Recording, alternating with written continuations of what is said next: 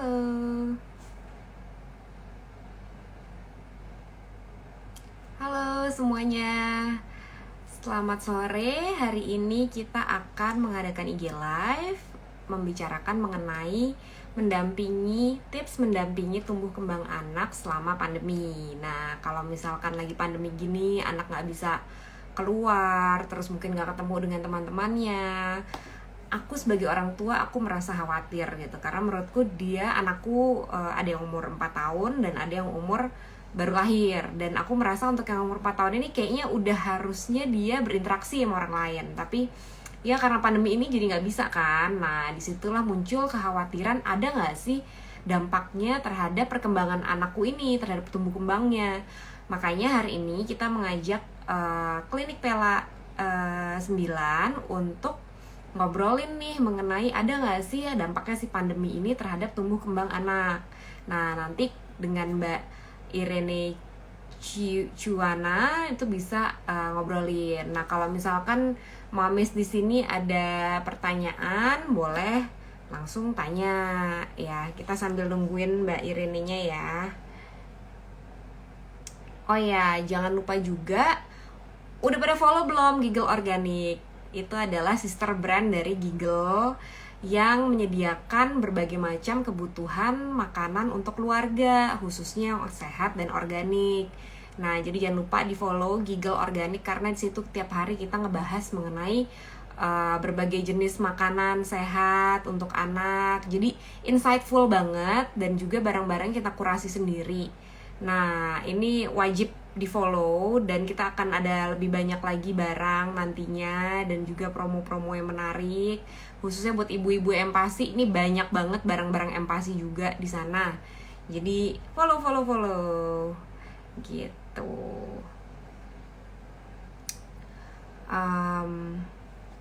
Oke. Mana nih ya? Belum ada, sebentar lagi ya. Tapi kalau misalnya udah ada pertanyaan mengenai tumbuh kembang anak, monggo silakan ditulis sekarang supaya nanti bisa langsung dijawab sama Mbak Irene gitu. Mbak Irene atau Irene yang ngomongnya ya.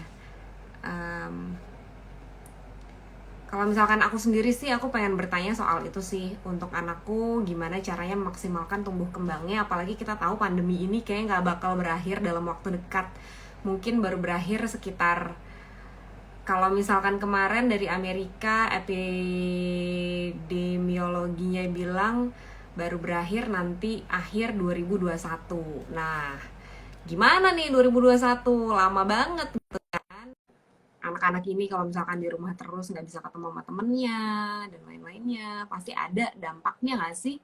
Kalau menurutku sih pasti ada dampaknya. Jadi itu dia kenapa hari ini kita mengundang. Halo, Hai, selamat halo, sore. sore. Apa Ah, ah, kabar? ah. Ini aku panggilnya Ibu, Ibu, Mbak, atau apa nih anaknya nih? panggil ibu aja boleh deh. Ibu, Bu Airin atau Irene atau apa sih Bu? Bu Airin, Iren, Iren, Iren. Oh, Irena, oke. Irena. Irena. Ah, Oke, ah. Bu Iya. Irena. Nah, apa kabar Bu? Mm-mm. Baik, baik. Semoga kabarnya baik-baik juga ya. Iya, amin. Aku baik, alhamdulillah, dan moga-moga semua ibu-ibu di rumah juga Eh, baik-baik aja. Terima kasih iya. banget waktunya hari ini udah menyempatkan untuk live di Giggle.id. Dan hari ini kita akan Mhm. membahas mengenai tips mendampingi tumbuh kembang anak selama pandemi. Nah, ini kan Oke. mungkin menjadi Mm-mm. salah satu apa ya Bu ya, salah satu concern dari ibu-ibu, dari orang Mm-mm. tua gitu, gimana caranya supaya tumbuh kembang anak tuh tetap optimal selama pandemi ini gitu kan. Jadi Mm-mm. yang Mm-mm. ngobrolin itu sih hari ini. Tapi mungkin Oke, oke. sebelumnya Bu Irena bisa nggak cerita Mm-mm. mengenai backgroundnya Bu Irena dulu gitu, supaya Oke. ini yang pada Mm-mm. followers denger tahu gitu kan, apa namanya, mengenai Bu Irena lebih jauh lagi. Halo semuanya, nama saya Irena Junata, biasa dipanggil Irena atau Iren. Saya adalah psikolog klinis anak dan remaja. Saya praktek di Klinik Pela 9 dan Pela Education Center sejak tahun 2010. Cuma karena pandemi ini saya memang prakteknya sekarang secara online karena kan belum memungkinkan untuk tatap muka dulu. Cuma memang ada beberapa psikolog lain yang sudah tatap muka, cuma kalau untuk saya memang masih online. Begitu. Sebelumnya saya mau bilangin dulu untuk kalau ada pertanyaan-pertanyaan tolong ditulis usia anaknya berapa ya. Karena jawaban akan disesuaikan dengan usia anaknya tentunya. Karena beda ya. Gitu. Beda dong. Betul. Oke, berarti kita bisa langsung mulai aja ya Bu ya. Nah, tapi mungkin sebelumnya nih Bu, sebelum mulai mungkin Ibu Irana bisa nggak sih jelasin mengenai, mungkin ibu-ibu tuh masih bingung, tumbuh kembang apa bedanya sih, tumbuh apa, kembang apa gitu, mungkin bisa dijelasin lagi supaya lebih jelas gitu ya. Soalnya kan kita kan bilangnya tumbuh kembang. Pela sendiri kan klinik tumbuh kembang anak. Sebenarnya apa sih tumbuh kembang anak? Growth and development. Tumbuh itu sebenarnya sesuatu yang bisa kita amati gitu. Jadi pertumbuhan berat badan, pertumbuhan tinggi badan yang secara kasat mata itu bisa diobservasi. Yang tadinya anaknya cuma baby misalnya 3 kilo gitu atau 2 kilo. Nah sekarang ketika umur 2 tahun berat badannya nambah segini. Ketika dulu waktu baru lahir diukur panjangnya 50 cm, 49 cm, 51 cm gitu. Ketika sekarang dia udah 3 tahun, tumbuhnya sekarang sekian senti loh. Nah itu kalau tumbuh ya, jadi yang bisa terlihat gitu. Sementara kalau perkembangan, nah itu sebenarnya aspek-aspek yang tidak terlihat secara kasat mata, tapi lebih ke kemampuan. Yang tadinya bayi cuma tiduran aja, tiba-tiba sekarang udah bisa nelungkup gitu. Yang tadinya cuma pasrah terlentang, tiba-tiba sekarang dari tiduran bisa duduk gitu, duduk sendiri, terus bisa jalan, bisa lari, bisa menangkap bola. Yang tadinya misalnya motorik halus, genggamnya masih begini, genggam gitu kan. Tiba-tiba sekarang udah megang pensil, udah kayak gini gitu. Terus nanti bisa meronce, nanti bisa ngancingin baju. Nah itu kan perkembangan ya, kembang gitu. Jadi yang tidak langsung kita perlihatkan, tapi lebih ke kemampuan gitu. Kemampuan anak itu, berkembang nih kemampuannya. Sementara kalau tumbuh, pertumbuhan gitu. Lebih fisik ya. Ya, betul. Oke, jadi udah jelas ya, berarti tumbuh tuh lebih fisik, sedangkan perkembangan itu lebih pada kemampuannya. Kemampuannya, betul. Oke, nah sekarang kalau misalkan anak-anak sendiri Bu, berarti orang tua tuh harus melihat tumbuh dan kembang anak itu kan. Nah itu ada nggak sih cara mendeteksinya seperti apa, atau mungkin ada milestone tertentu yang orang tua harus tahu. Nah itu biasanya tahu dari mana sih gitu sebagai orang tua? Kalau sekarang sih googling sih banyak ya. Kalau misalnya kita klik di Google milestone anak usia segini atau perkembangan anak usia 1 tahun, misalnya anak usia 2 tahun, biasanya sih sudah ada nih ya kriteria-kriterianya. Anak usia 1 tahun, motorik kasarnya harusnya gini. Motorik halusnya tahapnya begini, kognitif tuh pemahamannya segini. Terus kemampuan bicaranya segini. Nah, memang saya sangat menganjurkan supaya orang tua tahu ya milestone usia setiap anak. Jadi jangan sampai overstimulasi, jangan juga understimulasi gitu loh. Kita kan maksud saya gini, ketika anak yang baru belajar melangkah tertatih-tatih, kita jangan expect dia untuk lari. Karena kan belum waktunya gitu loh. Kadang-kadang orang tua suka gitu kan, lihat di Instagram, gemes nih anak itu udah bisa begini, anak ini udah bisa begini. Kadang-kadang gitu kan, kok anak aku belum bisa sih ya, kenapa ya, ada yang salah nggak? Malah self-reflect gitu kan, malah kadang-kadang nyalahin diri sendiri, merasa ada yang kurang. Nah, jadi penting sekali untuk tahu sebenarnya milestone anak saya di usia seperti ini, itu apa aja. Apakah sudah memenuhi? Kalau sebagian besar sudah terpenuhi, ya udah nggak kurang-kurang banget, tapi memang tidak memungkiri ada anak-anak yang memang excellent gitu ya, dia usia 2 tahun misalnya, ternyata kemampuannya seperti anak usia 3 tahun, ada juga yang seperti itu. Tapi pada umumnya ya gitu, kita lihat milestone perkembangannya aja, googling banyak kok ada. Oke, tapi Sebenarnya kalau misalkan untuk mendampingi tumbuh kembang anak nih sampai umur berapa sih Mhm. harus kita Tumbuh deteksi kembang terus? anak. Mm-mm. Kalau kita sih melihatnya, kalau deteksi dini ya tentu sedini mungkin ya. Jadi dari memang bayi sampai usia 2 tahun, sampai usia 5 tahun lah kalau saya bilang Sampai gitu ya. 5 tahun. Deteksi dini tumbuh kembang anak gitu ya. Nah, kalau misalnya paling bagus sebenarnya distimulasi ketika anak di bawah usia 3 tahun nih. Gitu. Hmm. Karena apa? Tumbuh kembang otak Mm-mm. itu dari usia janin sampai 3 tahun. Setelah Hmm. 3 tahun itu sebenarnya penyempurnaan Oke. sinaps otak gitu loh. Jadi memang stimulasi paling baik sampai usia 3 tahun. Tapi bukan berarti gini, bukan berarti orang tua harus gaspol gitu ya, dari anaknya 1 tahun harus semua diajarin. Ya nggak gitu juga gitu kan. Makanya tadi milestone-nya apa dulu nih? Apa yang harus Hmm. bisa dia lakukan ketika umur 1 tahun, ketika umur 2 tahun apa, ketika umur 3 tahun apa gitu. Oke, berarti tapi yang Mhm. maksimalnya 1 sampai 3 tahun. Nah, Maksimalnya 1 sampai 3 tahun. kalau misalkan sebenarnya apa sih yang menjadi proses faktor penting penentu Mhm. lancarnya proses perkembangan anak, tumbuh kembang anak? Mhm. Mhm. Kalau saya sih menurut pengalaman saya nature and nurture ya. Hmm. Jadi kalau nature kan ketika proses kehamilan itu kan Oh. tentu kita harus memperhatikan gizi kan, asupan gizi ibu. Terus mungkin cek rutin kehamilan, nanti dokternya kasih vitamin-vitamin penunjang, laktogen, apa, susunya harus apa gitu. Saya ingat dulu ketika saya waktu hamil kedua anak saya itu dikasih minum vitamin, harus minum vitamin ini, vitamin C, begini, begini, begini gitu. Nah itu penting untuk nature-nya. Terus juga ketika Hmm. kondisi hamil, ibu kan juga harus dalam kondisi bisa memanajemen stresnya dia, harus Ya, happy happy. Mungkin sering dengar gitu ya, ibu hamil ya, tuh harus betul. senang senang, harus happy happy gitu. Dan memang itu memang ada faktanya, ketika ibu hamil itu dalam kondisi emosi yang sedih, itu memang menghambat oksigen ke janin gitu loh. Oh. Jadi kondisi emosional ibu ketika mengandung itu mempengaruhi kondisi emosi perkembangan janinnya.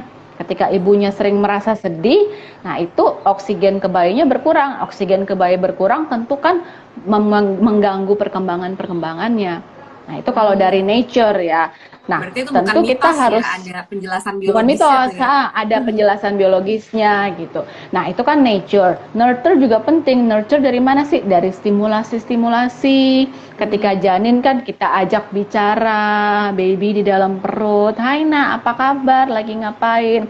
Nah, ketika sudah lahir, kita misalnya kasih pijet, terus kita ajak suka main cilukba gitu, atau kita kasih mainan-mainan yang berwarna terang supaya matanya bisa mengikuti arah mainan. Nah, nanti ketika 1 tahun apalagi yang harus stimulasi, apalagi. Jadi nature dan nurture, kedua hal itu sih yang penting untuk perkembangan anak gitu. Jadi dua itu ya faktor terpenting ya. Kalau gitu emang sebagai orang tua kita harus Mm-mm. melihatnya secara holistik dan harus apa ya, berhati-hati terus gitu ya demi mendapatkan tumbuh kembang yang baik. Iya, betul. Nah, terus kalau misalkan menstimulasinya tuh seperti apa sih Bu, untuk Mhm. anak-anak ini? Mhm, mhm. Kita ngomong misalkan Menstimulasi ya anak balik. usia di bawah 1 tahun gitu. Oke, di bawah 1 tahun berarti kan masih tahap bayi gitu ya. Cara stimulasinya gimana? Bayi itu kan sebenarnya yang kita harus memperhatikan semua aspek ya, motorik kasar, motorik halusnya, perkembangan bicaranya gitu kan. Terus pemahamannya dia. Nah, kalau bayi itu kan motorik kasarnya kita harus perhatikan apakah dia sudah bisa tengkurap. Nah, Hmm. tengkurap itu kan kita harus stimulasi juga kan. Kadang-kadang, Ya. ayo nak, ayo nak, ayo, ayo, ayo, mama di sini, mama di sini. Nanti ibunya pindah kemana gitu. Mama di sini, ayo papa di sini. Nah, nanti kalau misalnya sudah mau stimulasi dia berjalan kan, kita misalnya mundur, kita kasih tangan kita supaya dia mendekati, atau kita kasih mainan yang dia suka supaya dia berusaha maju, menatah, tatih-tatih gitu kan. Atau kita pegang tangannya, itu untuk motorik kasar. Nah, untuk motorik halusnya ya kita sentuh genggamannya, mungkin kita kasih dia pegang rambut kita, ya bayi-bayi kan suka tuh kan menjambak rambut mamanya gitu kan. Iya, Itu benar. mainan paling seru deh buat bayi-bayi gitu. Begitu ada rambut dijambak langsung gitu. Atau kita kasih sentuh pegang pipi. Mungkin papanya ada jenggot-jenggot, ada kumisnya. Jadi dia pegang, oh rasanya seperti ini. Kalau pipinya papa, Sensory kalau play pipinya ya. mama lebih halus. Ya, sensorinya gitu. Nah, kalau untuk stimulasi verbalnya ya kita harus lebih sering mengajak bayi-bayi ya bicara gitu kan. Anak Hmm. mama yang cakep, yang lucu lagi ngapain? Udah bangun anak mama, dengan intonasi suara yang seperti itu. Jadi anak juga membedakan kan. Oh, suara mamaku seperti ini nih warna suaranya. Kalau suara papa beda, lebih dalam suaranya. Atau kalau suara oma begini, atau kalau suara AC beda lagi gitu kan. Jadi sensori juga ya, sensori pendengaran bayi juga diasah gitu kan, distimulasi dengan cara memperdengarkan suara-suara yang berbeda-beda gitu. Jadi sebenarnya emang dari semua pengalaman yang dia lakukan, yang dia dapatkan sehari-hari itu udah merupakan sebuah Mhm. stimulasi ya. Stimulasi, Asalkan orang tuanya iya. aktif juga gitu. Orang tuanya aktif, orang tuanya tahu ya, paham bagaimana cara melakukannya dan orang tua melakukan dengan tenang. Nah, itu penting Dengan juga loh. tenang. Karena kalau kita cemas kok anakku nggak bisa ini ya, lalu distimulasi berlebihan. Nah, itu kan yang terpancar itu ya kecemasan-kecemasan orang tua. Aku nggak bisa, anakku nggak bisa, babyku kok belum bisa begini, terus dilatih lagi tapi dengan kecemasan. Nah, itu kan terpancar juga kan kecemasannya ke anak. Nah, anaknya biasanya lebih mudah cranky nih. Oh, jadi anak itu Kalau bisa bisa merasakan ininya kita ya, iya, vibrasinya kita ya. betul. Iya, sangat bisa merasakan gitu. Ketika kita tenang, ya anak akan lebih tenang. Ketika kita menstimulasi dengan santai, dengan sambil nyanyi-nyanyi gitu kan, dengan kita juga tenang, ya anak akan lebih tenang. Tapi kalau misalnya, aduh mandiin buru-buru nih, abis ini kita mau meeting, mau apa gitu. Biasanya anak akan lebih cranky. Oh, I see. Aku Begitu. baru tahu tuh ternyata Hmm. anak bisa merasakan juga dia seperti itu ya. Iya, iya. Nah, kalau misalkan sebagai orang tua nih, kapan sih kita harus tahu atau mengintervensi anak ini nih kayaknya Mhm. harus mulai dibawa ke profesional gitu, harus dibawa ke psikolog Hmm. atau dibawa Hmm. ke klinik Hmm. itu kapan sih Bu? Hmm. Paling tepat ya sebenarnya sih di bawah usia 2 tahun itu yang saya bilang ya, di bawah usia, 3 tahun itu ya, karena kan ketika ada permasalahan, nah misalnya kan tadi kan udah tahu nih milestone-nya begini, anak saya kok misalnya 1 tahun, tapi kemampuannya seperti di bawah 1 tahun, atau 2 tahun kemampuannya kok banyaknya 1 tahun ya, masih ada yang kurang nih 2 tahun. Kadang-kadang orang tua suka nunggu deh, ntar juga bisa lama-lama, iya kan? Iya. Kadang-kadang gitu kan. Kata neneknya dulu suami saya juga ngomongnya telat, jadi udah biarinin aja gitu. Nah, tapi kami dari tumbuh kembang memang berpendapat bahwa lebih cepat lebih baik ya ketika memang orang tua merasakan oh ada keterlambatan nih di bidang, mungkin dibicaranya lihat milestone gitu kan, harusnya udah seperti ini, kok anakku belum ya, ditunggu sebulan tapi kok masih belum gitu, belum nambah misalnya kosakatanya. Nah, sebaiknya memang di bawah usia 3 tahun itu cepat-cepat diperiksakan ke tumbuh kembang anak. Karena apa? Tadi seperti yang saya bilang, intervensi di bawah anak usia 3 tahun itu lebih cepat dibanding ketika udah di atas usia 3 tahun. Bukannya nggak bisa, bisa. Cuma butuh effort lebih besar, butuh waktu lebih panjang gitu loh. Dan usia 4 tahun, 3 tahun, 4 tahun kan anak udah masuk sekolah nih ya. Zaman sekarang kan anak bayi juga udah disekolahin. Anak Iya. setahun, 2 tahun juga ada disekolahin gitu kan ya, walaupun masih online gitu ya. Nah, ketika sudah mulai masuk usia ya preschool, sekolah sama teman-teman, itu lebih akan terasa bedanya. Kok anak yang lain Hmm, udah bisa, kok betul. anakku belum ya? Nah, ketika perkembangan dia juga belum siap ya, kita kan selalu bilang sekolah ketika anak sudah siap, dalam arti perkembangannya udah sama seperti anak-anak lainnya. Ketika mereka masih ngejar untuk mengejar ketertinggalan perkembangan ini, tiba-tiba mereka udah masuk tahap sosialisasi. Kalau di sekolah kan gitu kan, udah ketemu teman, ngobrol sama temennya, walaupun sekarang mungkin online, playdate online gitu ya. Tapi ketika perkembangan-perkembangan yang jadi PR-nya belum tuntas, dia udah harus ngejar sosialisasi lagi. Nah, itu kan ada Hmm, hambatan lagi gitu. iya. Karena dia nggak sama dengan anak-anak lainnya. Jadi PR-nya banyak gitu ya Begitu. buat si anak itu ya. PR-nya lebih banyak lagi jadinya gitu. Nah, tapi kalau misalkan lagi pandemi gini, itu untuk Mhm. apa namanya anak-anak ini yang misalkan ingin mengejar keterlambatannya, misalkan ada delay di milestone itu Mhm. gimana ya Bu ya? Apakah bisa orang tua lakukan sendiri atau apakah bisa melalui online seperti ini? Mhm. Kalau dari Klinik Pela memang ada pendampingan terapi online. Ya, kita memang Oh, berikan karena kadang-kadang gini kan, ketika anak kalau stimulasi perkembangan biasa mah banyak ya, mm, source-nya ya, sumber-sumbernya mah banyak ya, dari Instagram, dari kita googling, pokoknya banyaklah stimulasi harus lakukan ini, harus lakukan itu. Tapi kalau memang anaknya sudah mengalami keterlambatan, tentu harus ada stimulasi khusus. Tentu dong ya, mm, anak lambat bicara gitu kan, nggak bisa dengan sekolahin aja anaknya nanti juga bisa bicara. Kalau pengalaman saya di Klinik Pela mm. itu nggak membantu nih ya, justru malah akan memperlambat Oh karena gitu.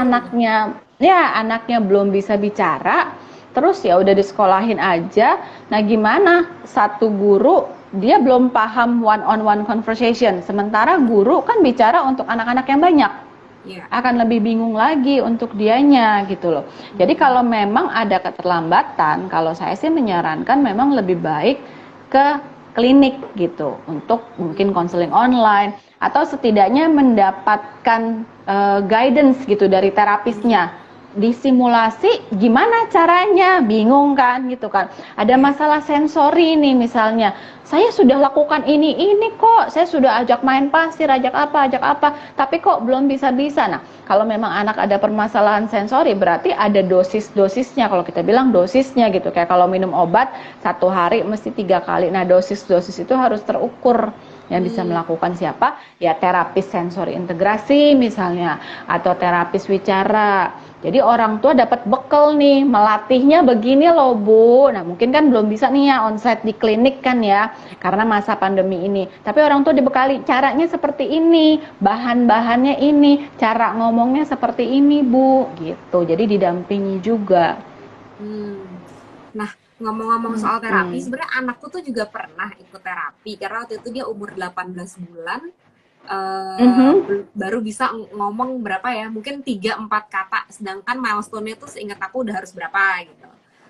Mhm. Terus aku Mhm. bawa ke klinik tumbuh kembang dan ternyata terapinya cuma sekitar 1 bulan, terus dia udah bisa ngomong gitu, udah mulai banyak Nah, kata-katanya. Ternyata itu oke. ya Nah, karena dia mungkin usianya masih muda gitu ya Bu ya.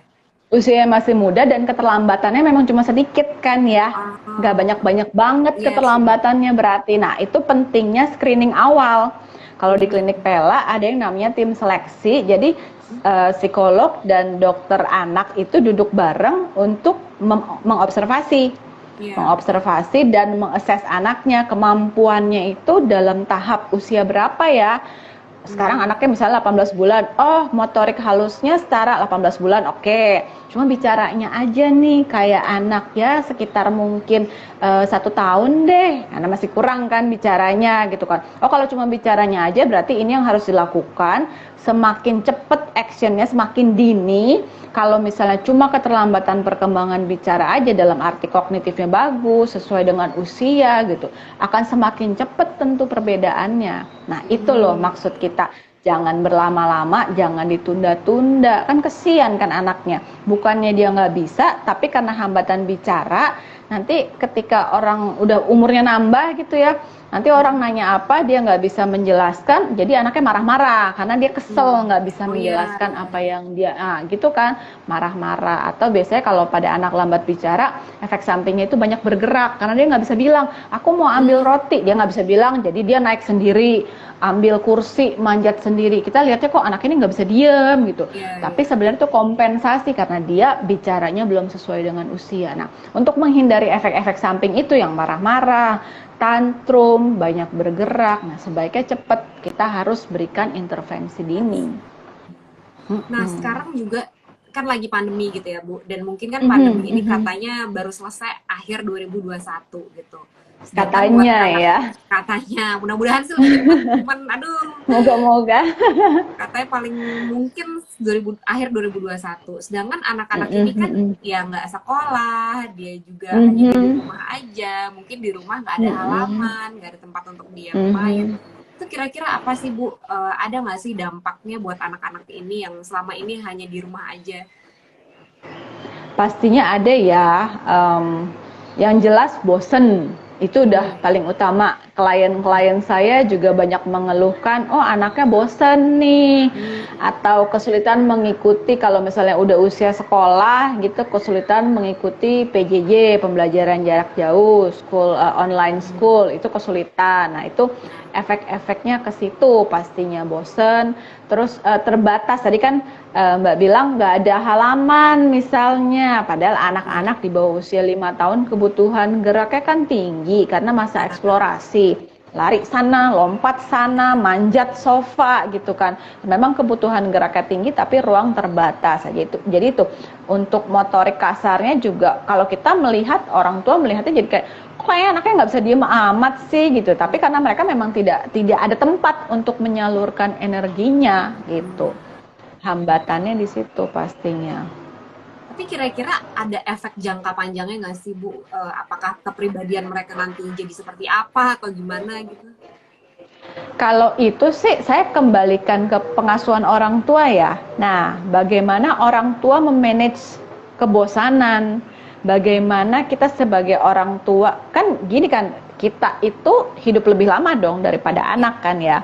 Kita harusnya bisa memanage diri kita. Orang tua juga bosen loh ya kan. Ya. Orang tua juga stres loh menghadapi masalah seperti ini gitu kan, menghadapi situasi tidak normal begini. Tapi ya kita juga harus mengatur bagaimana kita mengelola emosi kita, bagaimana kita mengelola keseharian kita, dan bagaimana kita memberi ruang, memberi kesempatan pada anak-anak kita untuk yaitu mengekspresikan segala kebosanannya dia, kebutuhan geraknya dia gitu, atau mengatasi kejenuhannya dia, rasa keselnya dia. Jadi efek jangka panjangnya menurut saya kembalikan lagi ke orang tua. Orang tua yang parentingnya oke, anak-anaknya akan tumbuh menjadi anak-anak yang tangguh. Waduh. Ini iya kan, akan Iya. ada masa-masa seperti ini ya dong. Ini kan Cukup udah pelawak di ini. luar kendali. Ini kan di luar kendali kita gitu kan. Nah, sebagai orang tua kita Benar. menyikapinya gimana nih? Kalau kita menyikapinya oke, anak-anak akan tumbuh menjadi resilience, tangguh nih. Tapi kalau Hmm. orang tuanya juga nggak bisa memanage rasa stresnya dia, nggak bisa memanage rasa kecemasannya dia, kekhawatirannya dia, setiap hari pusing mikirin, oh ini gimana, kapan berhentinya, oh aku nggak bisa balik kerja gitu. Itu kan orang tua juga jadi negatif ya. Nah, Ya. ketika orang tuanya negatif, parenting ke anak juga mungkin akan negatif. Saya bisa bayangkan ke anak jadi marah lagi, kesel lagi, melihat anak, aduh kok kamu nggak bisa diam gitu. Melihatnya udah dengan kacamata yang berbeda. Nah, ketika orang tua bersikap seperti itu, ya tentu efeknya buruk bagi anak. Dia akan melihat diri dia, ah salah lagi nih aku nih, kenapa sih aku nggak bisa diem, padahal kan dia kebutuhan geraknya memang tinggi, dia memang bosen, kenapa sih aku nggak bisa diem aja sampai bikin mama marah, tuh kan aku lagi yang disalahin, aku lagi. Nah itu efeknya mungkin jelek untuk anak. Jadi kalau efek jangka panjangnya, saya sih kembalikan ke orang tua ya, menyikapi permasalahan ini nih gimana gitu. Hmm.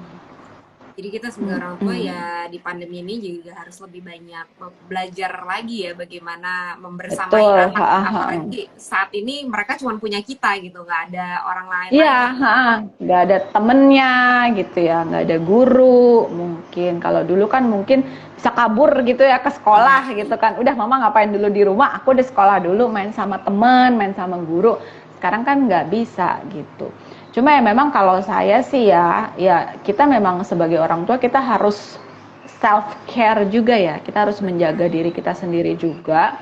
Dan ini situasi nggak normal. Saya sih setuju, kita setuju kan ya, ini situasi Benar. tidak normal Dan gitu. normal. Tapi kita harus berusaha, kita harus berusaha bersikap memenangkan lah, win this battle gitu. Kita harus menang dari situasi tidak normal ini gitu. Jadi ya sebagai orang tua kita juga harus berpandangan ya good enough parent lah. Kadang-kadang marah, kadang-kadang mungkin kita stres nggak tahan, tahu-tahu meledak, ya masih oke lah, masih wajar gitu. Jadi Kalau bukan berarti kita situasi harus di jadi perfect situasi parent ya. nggak usah seperti itu juga, karena itu malah menimbulkan stres justru. Aku kurang ini, kurang ini, kurang ini, yang dilihat kurangnya terus gitu kan. Nah, Benar. tapi dalam situasi seperti ini, oh ya udah, hari ini ternyata aku nggak bisa nemenin anak aku online school, besok dicoba lagi, mungkin besok bisa. Hari ini prakaryanya si Ade, aduh lemnya tadi habis lupa beli misalnya, oh coba deh besok pesen online atau gimana caranya. Jadi ya setiap hari menurut saya memang kesempatan untuk bertumbuh ya. Saya sendiri mempunyai keyakinan memang COVID ini, pandemi ini ya memang sudah diizinkan Tuhan gitu ya. Kita harus melihatnya seperti itu gitu ya. Kita harus melihat ini dari sisi positifnya. Kalau kita terus menerus memandang ini, aduh negatif, kenapa begini, kenapa menyalahkan negatif, yang ada di pikiran kita jadi negatif juga. Parenting ke anak kayak negatif juga gitu. Wah, itu Gitu. bagus sekali tuh untuk aku pun mendengarnya Tapi langsung nggak refleksi diri. semudah yang diomongin gitu ya. Kadang-kadang ibu-ibu Benar. dengerin enak aja psikolognya ngomong seperti itu. Ini nggak mudah, ngomongnya sih gampang, prakteknya iya, memang tidak mudah Menahan gitu. emosi Tapi sendiri gitu ya. betul, tapi bisa dilakukan, manageable, ada cara-cara untuk ya itu ya kita stress release di tempat yang aman, stress release mungkin therapeutic activity, yang suka yoga boleh lo yoga, yang suka melakukan aktivitas drakor misalnya, nah Ya. boleh lo drakor sebenarnya ya kan, Tetap atau harus yang ada me suka time-nya denger. ya. Betul, tetap harus ada me time karena ya kalau saya sih suka mengumpamakan orang tua itu sebagai gini loh, kalau di pesawat kan kita harus pasang masker oksigen buat kita Ya, dulu, baru baru kita buat pasang anak. masker oksigen buat anak gitu. Karena kalau Ya. kitanya sendiri juga nggak sehat gitu, kitanya sendiri juga lagi stres, gimana kita bisa manage stresnya anak? Nggak bisa gitu loh. Jadi memang kita harus manage stres kita dulu, kitanya harus tenang dulu, baru kita maju ke anaknya, nih loh nak, begini maksudnya, begini, begitu. Oke, jadi emang itu PR salah satu orang tua di pandemi ini adalah untuk Mhm. bisa lebih Iya, menjaga emosi juga ya, supaya mengatur ya emosi. sekelilingnya juga tetap memberikan positive vibes gitu. Ya, betul. Nah, Bu, ini ada satu pertanyaan nih dari Heeh. Odiani. Moms, anak saya usia 22 bulan. Dia masih belum mengerti ketika diperintah, tapi bisa meniru gerak apa yang dia lihat tanpa diperintah. Jadi untuk berbicara Mhm. dia seperti susah keluar, cuman papa aja yang lancar. Nah, umur 22 bulan tuh Mhm. baru bisa ngomong papa. Mhm mhm. Kalau dari dengar dari ini memang ada keterlambatan perkembangan bicara ya. Kalau meniru gerak itu kemampuan anak usia 1 tahun gitu, meniru Hmm. gerak mungkin dia tidak masalah gitu. Tapi kalau untuk anak 2 tahun itu kosakatanya harus 200 kata tunggal. Kurang lebih 200 kata 200. tunggal dalam arti, nah benda-benda di rumah dia bisa sebut, terus mamanya dia bisa bilang, mungkin nggak tahu namanya tapi ini mama, atau mommy, atau mami, atau apa gitu, bisa sebut daddy, papa, bisa sebut itu. Terus mungkin ada kakaknya, ada adiknya, dia bisa sebut kakak, adik, dia bisa sebut begitu, 200 kata tunggal. Dan umur 2 tahun itu harusnya memang sudah mulai merangkai kalimat 2 kata. Mama, Hmm. sini. Nah, Makan. mau Oh. misalnya, mau mam, mau makan gitu kan, mau enum misalnya gitu. Udah mulai seperti itu. Jadi kalau Hmm. dilihat begini 22 bulan ya, kosakatanya memang masih sedikit sekali gitu. Itu terkait bicara ya. Jadi ada Ya. keterlambatan perkembangan bicara. Kalau saran saya sih memang sebaiknya diperiksakan ke tumbuh kembang anak, dan ya nanti akan dilihat intervensi apa sih yang cocok gitu, yang perlu dilakukan. Ini baru dari bicaranya, belum kan motorik kasar, motorik halus, dan kognisinya kan kita belum tahu kan.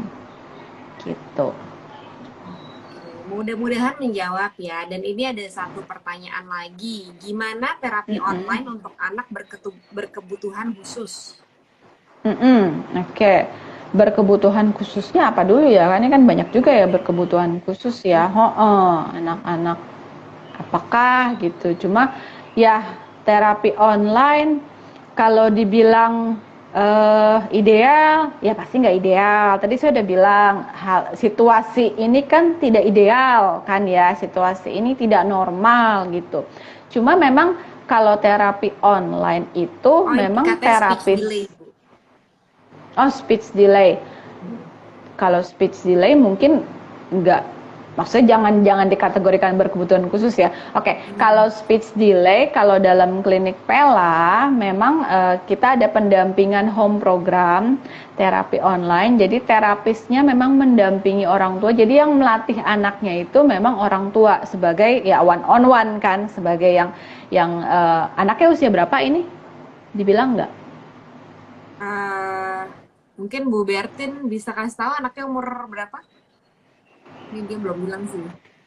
Nah, kalau dari klinik Pela sendiri memang ada pendampingan home program gitu ya. Jadi tadi saya udah bilang orang tuanya dibekali karena mau nggak mau kan sekarang orang tua berperan sebagai guru, terapis, koki, tukang bersih-bersih gitu ya, tukang happy-happy, party organizer, kayak semuanya orang tua gitu kan. Nah, jadi memang terus terang beban orang tua bertambah, iya saya akui gitu. Tapi dengan pendampingan home program, jadi orang tua dibekali. Gini loh Bu, mengajarkannya seperti ini. Kalau dari klinik Pela ada home program tertulis. Caranya begini, targetnya begini, harus dilakukan berapa kali dalam seminggu misalnya. Berapa menit sekali melakukannya, misalnya seperti itu. Jadi orang tua juga ada guidance-nya. Oh saya harus begini, saya harus lakukan begini, berapa jam, berapa menit, berapa kali. Jadi tertulis gitu. Jadi tetap bisa dilakukan ya meskipun online. Tetap bisa dilakukan meskipun online dan terus terang memang tidak ideal ya, pasti tidak ideal. Tapi akan lebih baik ini, akan lebih baik terapi online dibanding tidak terapi sama sekali. Karena kalau tidak terapi sama sekali, itu kemajuan yang sudah didapat akan mundur lagi.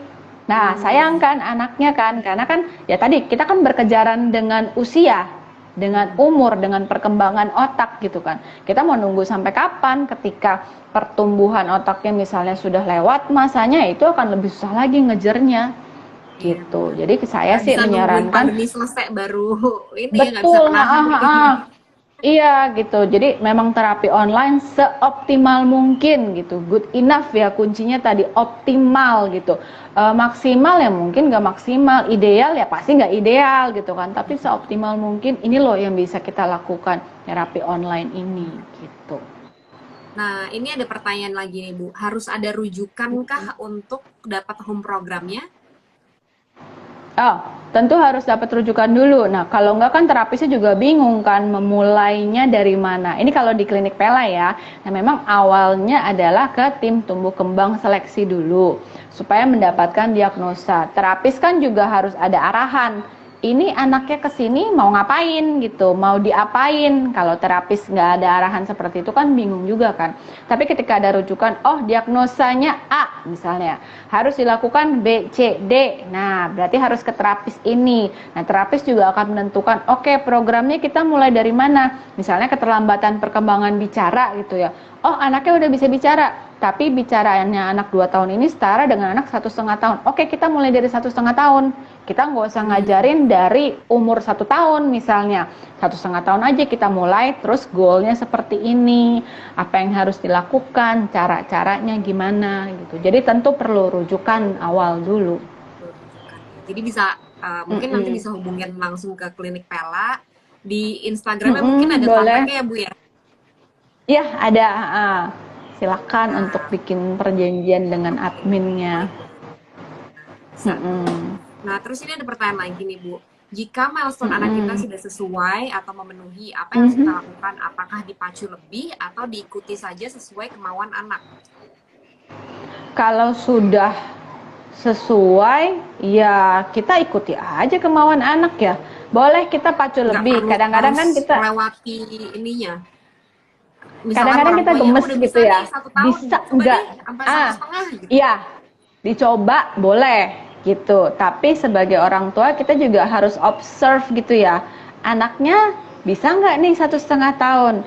Kalau memang nggak bisa, ya udah. Yang penting dia udah misalnya 1 tahun, oh dia udah mencakup milestone anak 1 tahun, ya kita harus, kalau saya bilang sih harus sujud syukur ya anak saya sesuai dengan anak usia 1 tahun gitu kan, sujud syukur dong ya. Kadang-kadang ada orang tua ya anak 1 tahun perkembangannya kayak anak 6 bulan, wah itu kan PR-nya banyak lagi gitu kan. Wah anak saya 1 tahun perkembangannya sesuai dengan 1 tahun, sujud syukur dulu ibu bapak, kalau saya bilang seperti itu. Kalau mau nambah boleh, kadang-kadang gemes, bisa nggak ya, anak saya bisa nggak ya, challenge aja gitu. Wah ternyata belum bisa, nggak apa-apa deh, nanti kita coba lagi, nanti mama ajarin lagi gitu. Boleh seperti itu. Kenapa saya bilang boleh kita coba ya, karena kan kita kan pengen tahu apakah sebenarnya bisa. Kalau nggak dicoba kan nggak tahu kan ya, gitu ya. Tapi kita juga harus observe, jeli mengobservasi. Ketika anaknya udah nggak bisa, ya udah kita jangan ngoyo gitu loh. Oh, harusnya bisa, coba lagi 2 kali, 3 kali, 4 kali, 5 kali. Karena apa? Nanti akan kena ke psikologisnya anak. Dia menganggap diri saya nggak bisa nih. Bisa. Papa suruh begini, aku nggak bisa. Padahal bukan yang nggak bisa, emang belum waktunya gitu kan? Nggak. Gitu kan, kesian dong anaknya. Nanti dia malah menganggap dirinya, aku nggak bisa, aku jelek, aku nggak sesuai dengan standar papa. Nah itu yang harus hati-hati banget gitu. Jadi stimulasi boleh, tapi jangan sampai kena psikologisnya dia, rasa percaya dirinya dia, konsep dirinya nanti berkembang nggak sesuai dengan usianya kan malah repot gitu kan kalau begitu. Nah ini ada pertanyaan lagi Bu. Bagaimana cara kita stimulasi anak 1 tahun di masa pandemi ini? Itu kan lagi masa-masanya belajar banyak, yang biasa ke mall atau keluar sekarang jadi nggak bisa kemana-mana, interaksi juga jadi sangat terbatas untuk umur 1 tahun. Kalau untuk umur 1 tahun, sebenarnya gini, di bawah usia 3 tahun itu interaksi adalah dengan orang dewasa. Nah, jadi belum main sama anak 1 tahun lainnya belum bisa. Yang ada malah rebutan mainan, karena mereka masih sangat-sangat egosentris. Ini punya aku, nggak boleh direbut sama yang lain, masih seperti itu. Jadi di bawah usia 3 tahun ya teman mainnya siapa? Ya orang dewasa yang di rumah, mamanya, papanya, mungkin neninya, atau omanya, atau opanya gitu. Nah, stimulasinya gimana? Anak 1 tahun itu kan aktif ya. Kita bisa stimulasi motorik kasarnya dengan misalnya gini.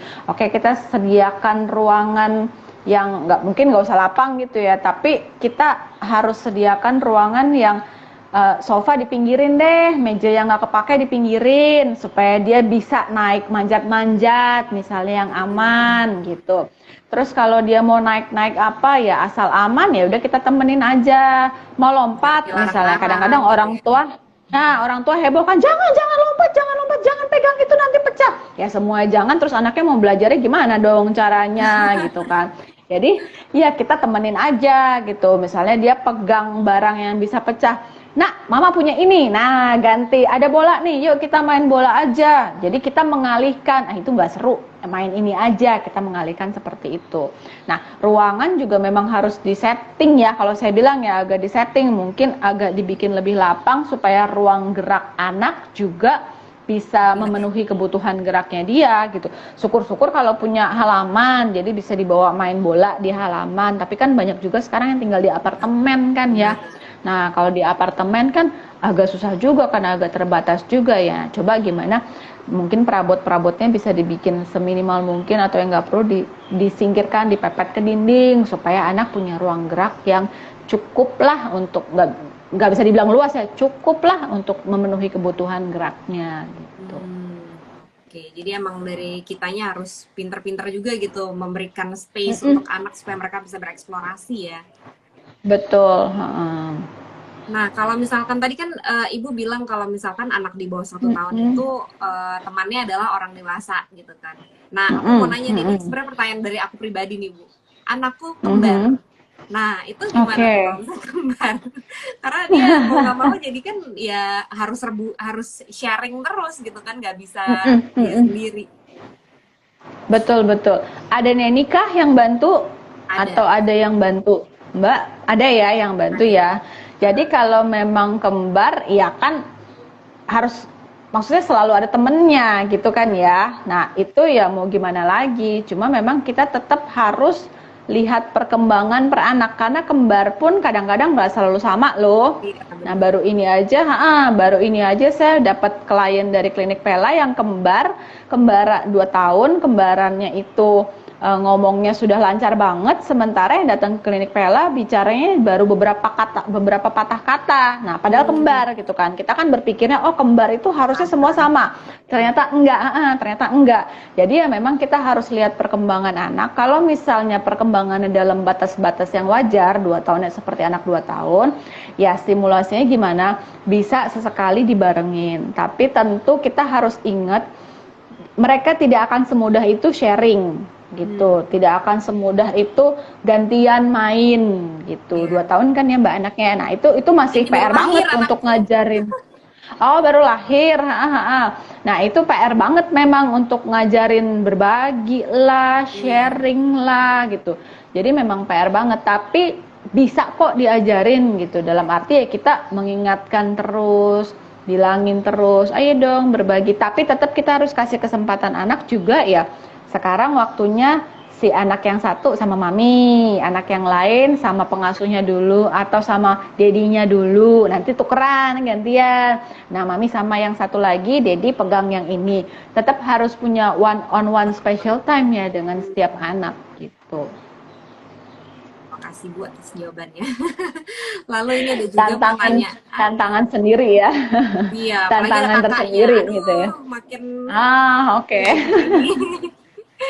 Ini Iya, ada iya, pertanyaan iya. lagi, anak bisa ngikutin nyanyian, jadi udah bisa bicara, tapi kalau diajarkan bicara sama kita nggak mau ikutin. Anak usia 3,5 tahun. Usia 3,5 tahun, tapi udah bisa bicara Bisa maksudnya. nyanyi, tapi nggak mau bicara kali ya maksudnya nih, nggak mau bicara satu sama lain gitu. Oke, usianya berapa? 3 tahun. 3,5. 3,5 tahun. Oke, anak 3,5 tahun itu harusnya sudah mulai kalimat 3-4 kata. Nah, ini sudah atau belum? Kita kan nggak tahu nih ya. Jadi sudah bisa menyanyi, iya. Sudah bisa bicara. Ini kita masih tanya-tanya ya, bicaranya seperti apa. Tapi tidak mau. Tadi pertanyaannya apa? Jadi tidak bisa dia berkomunikasi. nyanyi tapi nggak bisa berkomunikasi dua arah kayaknya di pertanyaannya. Kayaknya. Oke. Berkomunikasi dua arah. Iya.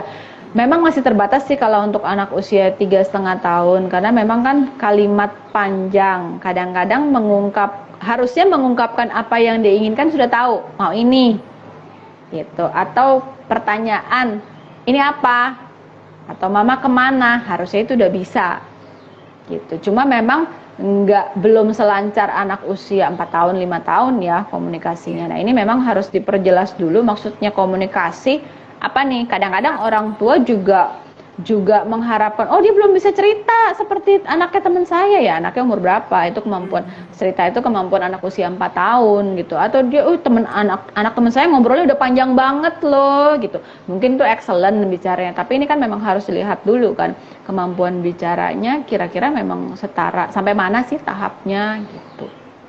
Menurut saya sih memang harus di-assess dulu ya, dilihat secara keseluruhan dulu. Oke, jadi balik lagi emang semua itu harus di-assess dulu melalui milestone yang bisa di browsing ya Bu ya di Google udah banyak. Bisa di browsing, banyak kok gitu. Oke, nah mungkin ini waktunya kita udah habis, jadi mungkin tadi pertanyaan terakhir. Jadi makasih banget Bu Irena untuk waktunya dan juga wejangannya yang sangat menusuk hati saya. Tapi sekali lagi ya, good enough parent ya Mbak ya, good enough mommy gitu loh. Good enough aja. Sekarang mungkin belum bisa, oke besok kita coba lagi gitu. Karena itu hati-hati juga, kita jangan selalu melihat kurangnya kita. Count my blessing gitu kan, pernah denger kan ya, count my blessing. Oke, hari ini saya bisa begini loh, hari ini saya bisa IG live dan cantik nyisiran. Kalau namanya punya baby kan kadang-kadang mandi aja susah gitu ya. Bisa pakai lipstick, bisa dandan gitu, bisa rambutnya rapi. Nah, itu hal-hal kecil yang menurut saya memang perlu disyukuri ya, supaya kita juga memandang diri kita sebagai seorang yang positif gitu. Nah, jadi ya terima kasih banget Bu Irena untuk hari ini, dan emang menjadi orang tua di masa pandemi ini berarti emang lebih challenging ya Bu ya dibandingkan normalnya, dan dibanding kita harus normalnya bisa memberikan vibes yang baik buat anak dan juga menjaga emosi kita meskipun mungkin di dalam hati berantakan. tapi keluarnya Tetap tetap harus penting bisa harus self care. Iya, care gitu. dan be good enough parent tadi ya Bu ya. Be good enough aja gitu, nggak semudah itu. Kita ngomong gini enak ya ngobrolnya, kayak asik banget nih Iya. ngomongnya. Tapi nggak, saya juga mengalami, anak saya dua laki-laki, dan barusan juga kena omel karena mengganggu saya praktek ya. Dua-duanya diomelin jadinya. Ya jadi ya begitu ya, saya pun mengalami masa-masa sulit ini gitu. Jadi mami-mami nggak sendirian kok, saya sebagai mami yang psikolog juga kesulitan gitu loh. Jadi nggak sendirian, semuanya juga merasakan Kita bersama gak ya enak lah ini ya. pokoknya, hal-hal bersama-sama kita gitu. Oke, terima kasih banyak Bu Irena, dan mungkin kalau misalkan Iya, teman-teman di sini mau ngobrol lebih lanjut, pengen apa namanya screening anak ya, berarti bisa langsung menghubungi klinik Pela ya Bu ya. klinik Pela aja gitu. Oke, kalau gitu mudah-mudahan membantu semua mamis di sini, dan terima kasih Bu Irena. Mm. Selamat Ya, sore. sama-sama. Terima kasih atas kesempatannya. Selamat sore. Thank you. Yuk.